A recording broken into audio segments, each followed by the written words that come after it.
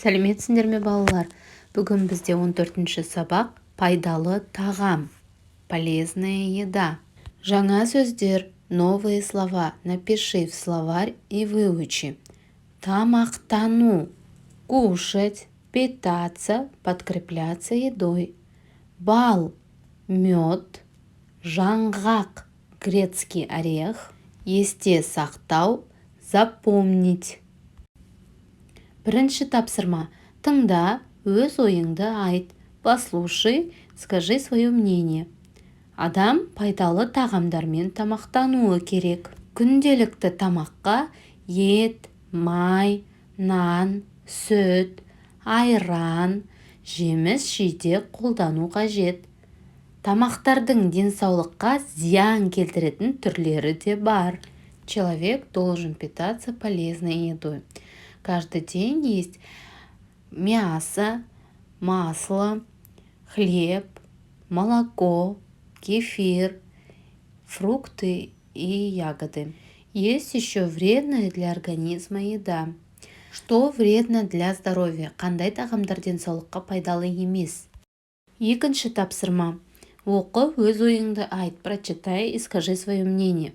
Менің атым Ринат. Меня зовут Ринат. Менің үнемі ішім ауырады.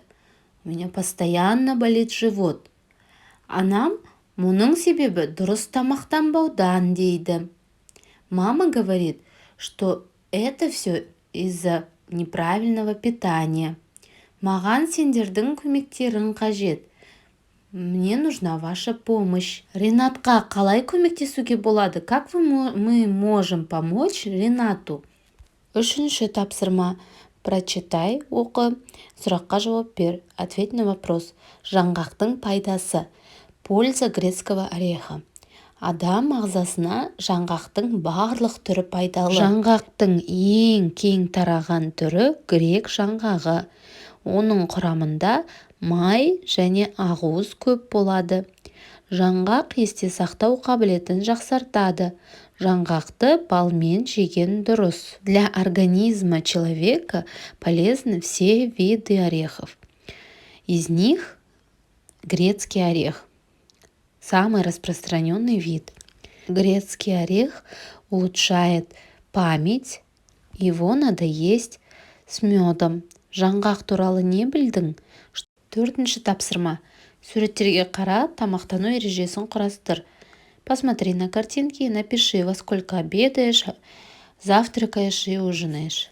Мысалы, например, үлгі – это ваш пример. Уақытымен тамақтану керек, надо питаться вовремя, да? Пишем это предложение. А следующее уже пишем, во сколько мы завтракаем. Мысалы, сағат 7-де таңғы ас ішемін. И так далее. Дальше делаете сами. Осымен біздің сабағымыз аяқталды. Келесі сабақта кездескенше сау бол. На этом мы закончили урок. Спасибо за внимание.